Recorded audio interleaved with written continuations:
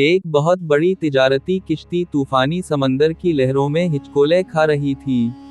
किश्ती में कई ताजिर सवार थे जो अपना कीमती सामान ले जा रहे थे। तूफान की शिद्दत इतनी ज्यादा थी कि किश्ती के ग्रिक होने का शदीद खतरा पैदा हो गया। ताजिरों ने घबराहट में कहा कि इन्हें कोई कुर्बानी देनी होगी ताकि वजन कम हो और किश्ती बचे। एक ताजिर ने कहा कि उस्मान नामी ताजिर का सामान सबसे ज्यादा है और यही किश्ती को डुबो रहा है। हमें ये सारा सामान समंदर में फेंक देना चाहिए। उस्मान ने परेशानी से मना किया और कहा कि ये इसकी उम्र भर की कमाई है और सबको अल्लाह पर भरोसा रखना चाहिए। दूसरे ताजिरों ने इसकी एक न सुनी और उस्मान का सारा सामान समंदर में फेंक दिया। जब किश्ती फिर भी काबू में न आई तो सबने मशवरा किया कि उस शख्स, उस्मान, को भी समंदर में फेंक दिया जाए, क्योंकि ये नहुसत की अलामत है। शदीद इख्तिलाफ के बाद, इन्होंने उस्मान को जबरदस्ती उठाया और तूफान में समंदर की लहरों के हवाले कर दिया। तकदीर का फैसला कुछ और था। समंदर की लहरों ने उस्मान को मौत की आगोश में ले जाने के बजाय, इसे बहाकर एक वीरान और गैर आबाद जजीरे के किनारे पर फेंक दिया। होश में आने के बाद उस्मान बहुत गमगीन हुआ। वो जंगली पत्ते और लकड़ियां इकट्ठी करके एक छोटी सी झोंपड़ी बनाकर वहां रहने लगा। वो अल्लाह की दी हुई जिंदगी पर शुक्र अदा करता था, लेकिन तन्हाई में गम और मायूसी उसे घेर लेती थी।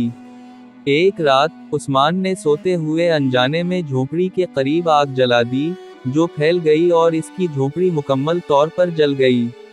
उस्मान उठकर जोर से चीखता है और मजीद मायूस हो जाता है कि पहले माल गया और अब वाहिद पनाहगाह भी जल गई। इस सदमे को देखकर उस्मान होश खो बैठा और बेहोश होकर गिर पड़ा। अगली सुबह, उस्मान अपनी जली हुई झोंपड़ी के करीब बेहोश पड़ा था।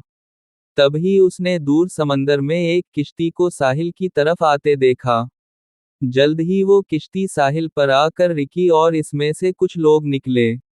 इन लोगों ने जजीरे पर पहुंचकर देखा कि एक शख्स, उस्मान, जली हुई झोंपड़ी के पास बेहोश पड़ा है, तो वो उसे जगाने लगे। होश में आने के बाद उस्मान बहुत हैरान था कि ये लोग यहाँ कैसे पहुंचे और इन्हें कैसे पता चला कि वो यहाँ हैं। एक मुसाफिर ने जवाब दिया कि इन्होंने कल रात को दूर से इस जजीरे पर आग का धुआं देखा। इन्हें लगा कि कोई तो होगा जिसे मदद की जरूरत है, इसलिए वो अपनी राह बदलकर यहाँ आ गए। उस्मान ने एक गहरा सांस लिया। इसे अल्लाह की हिकमत समझ में आई। इसकी झोंपड़ी का जलना दरअसल इसकी निजात का जरिया बना था। वो रोते हुए सजदे में गिरकर अल्लाह का शुक्र अदा करने लगा कि जो उसके लिए बुरा था, वही इसकी निजात बन गया।